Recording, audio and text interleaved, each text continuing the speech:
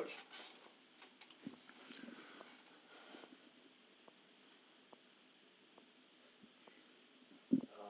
After the game, Bryce said that something has to change to maximize the remaining opportunities that's still out there for you. And this point in the season, with such little time to actually do it, what can change to get this thing back on track? To me, it was the head hanging. That is what took that game from 6 to almost 20, and we were fragile. Okay, when you lose several in a row and things aren't going your way, you drop your heads.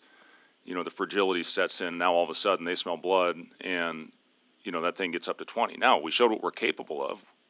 We came back and took a lead. I think 19 we were down, and then we take a lead with 6 minutes left. So in 10 minutes play, we were able to erase and take a lead from a 19-point deficit. So we certainly showed what we're capable of. I told the guys, it's okay. It's allowed in the game of basketball when things aren't going well to talk to each other. Okay, it's still okay. It doesn't only have to happen when things are going good for your basketball team. So we have to. We're at a point right now. We control our own destiny. All right, and that's a beautiful thing. We don't have to rely on this. Oh God, I hope this team loses, or I hope this team doesn't make it. We control our own destiny, and that's all you can ask for. We've obviously given away. We had a tough week. It's one of the toughest weeks of my professional career with what happened last week. When you have an opportunity against Michigan, you miss a great look in the last minute. We get the lead. We give up one on the last second. We're one shot away from being in right now, but there's nothing we can do about that. All we can focus on is the task at hand in the next one, which is tomorrow night against Ohio State, against a really, really good team that's in a similar situation as us. So, we can't go on the road, and if things don't go our way in the first couple minutes, we can't hang our heads, because then against a team of this caliber with this kind of talent, it's going to be over. And we're not going to have 15,500 behind us to help us out of that hole. So, again, we've showed we're capable of it. We've actually done it on the road. We did it against Washington. We did it against Northwestern. Whatever happens, we got to keep competing. And to me, Robin, that's the change. That's the change that can be made. We can't go out and put in a whole new system at this time. Okay, we can't do it. We had maybe our best defensive performance ever when we played against Michigan.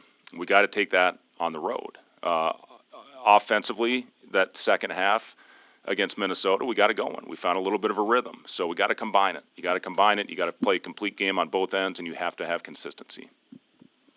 Which of your older players are stepping up at this moment? Who do you see being the vocal person? Well, it's got to be the guys that have done it for us, which is Juwan and Bryce and Sam and Raleigh. The older guys, the seniors. It's coming down. These guys, they're guaranteed 2 more games. That's it, unless things go well, and then we're going to be playing Big Ten tournament and beyond. So it's got to be the guys that have been here, and Juwan has been here the longest. So he's been really good for the most part this year, and he's the guy. When he's vocal, when he's out there flying around, our guys follow. When Bryce is doing his thing, we're a pretty damn good team. So it starts with those guys.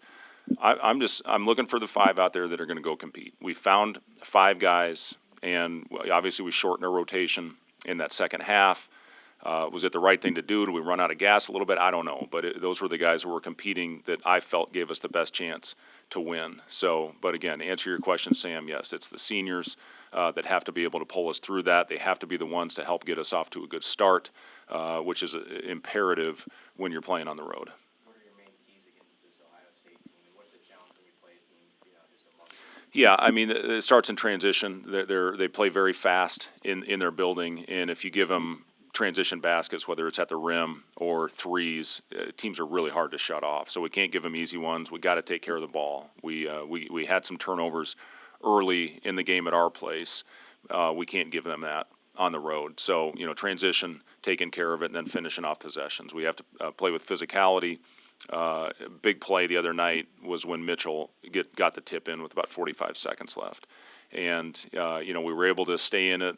Juwan makes a great play at the end, and then we couldn't finish off the game. So my 3 keys: take care of the ball, get back in transition, and rebound, which are my 3 keys every game. I know you're focused on wins, but people are going to be voting soon on the all-conference stuff. Just what would you say about Bryce and just what he's done for you this year? Yeah, I mean, you take Bryce off this team. Obviously, we're we're not in a very good place. Just what he has done as our go-to guy, and the load that he carries every single night. And I think that is the true test of who's going to be on the all-conference teams. Are the guys that are that important to their team? Obviously we're a group, we're a unit, but Bryce is the head of it. And when he plays well. When we played well down the stretch, it's been Bryce. He's been the one that's got his baskets. He's made the right plays. He has not gone out there. He's not a selfish player. And, I'm really proud of him for the type of year that he has had. And there's no doubt in my mind that he deserves to be on the all Big Ten teams. You mentioned the responsibility that's on Bryce's shoulders right now, but Barricade, last time he was played Ohio State, was maybe his best game here.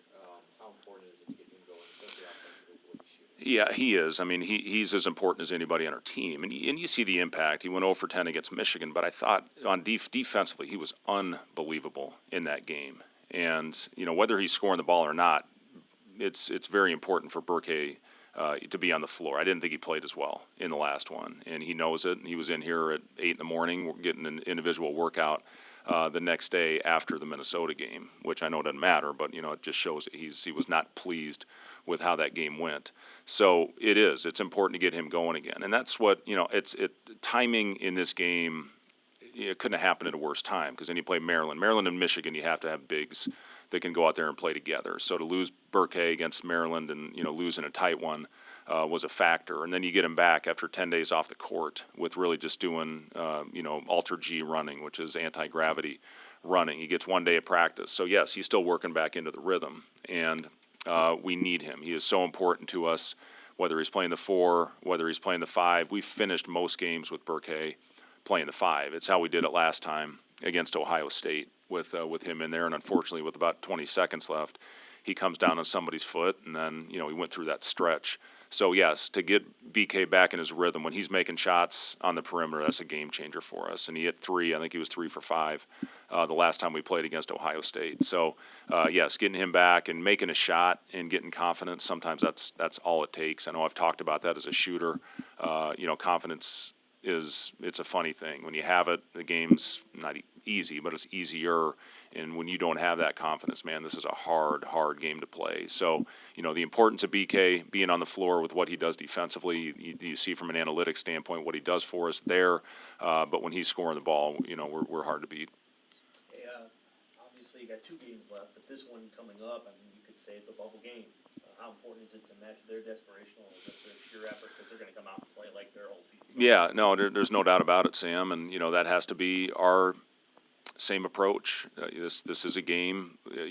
Our guys know the importance of it. We've talked about it a lot the last couple days about what's at stake, and you just hope you go out there and play like a desperate team. That's what you have to do.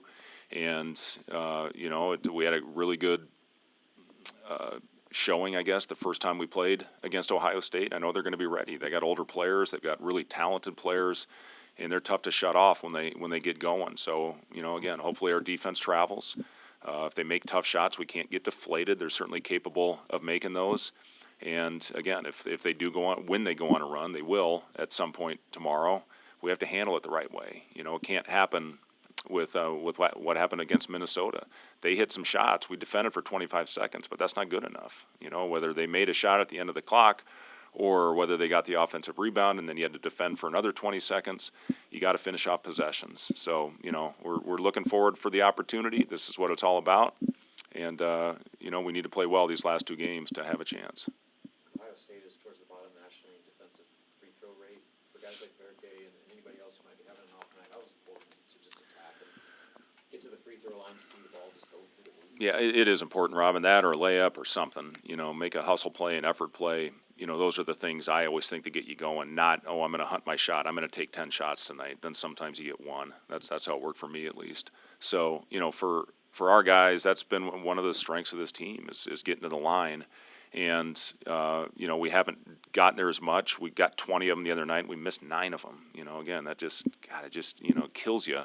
You think back of all the things that could have happened in that game. I'm telling you, there hasn't been much sleep the last couple nights, and a lot of that stems from replaying, the last sequence a million times in my mind and just sitting there like literally a punch to the gut feeling, laying in bed staring at the ceiling. So, those types of things, the missed free throws, a couple missed assignments early in the game, those matter as much as the last ones. I know those are magnified because those are the ones you see in the highlights, but, we've got to be on point. That's been the theme for our team. When we're good, when we're locked in, we've been pretty good. And when we haven't, when we let our foot off the gas, that's when teams have gone on those runs against us.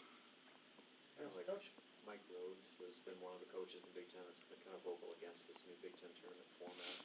Since you're kind of in that similar situation, I guess, do you have any thoughts on the change? Do you think it's good? Or? Yeah, I mean, listen, we've got our league meetings in May, and, I know we're all going to get in there and together in the same room and talk about it and how we want to move going forward because, yeah, there is something to, especially when you see the depth of this league. I mean, if there was 3 or 4 teams that just didn't have it, you could understand maybe, but, this league's too deep. So, looking at it, yes, and we'll get in a room and we'll sit in there and talk about it, and, we'll see what changes want to be made. It is what it is this year. And, that's the benefit of those meetings is to get in a room and, to have those conversations and to see what direction we want to go. Thanks, guys. Yep.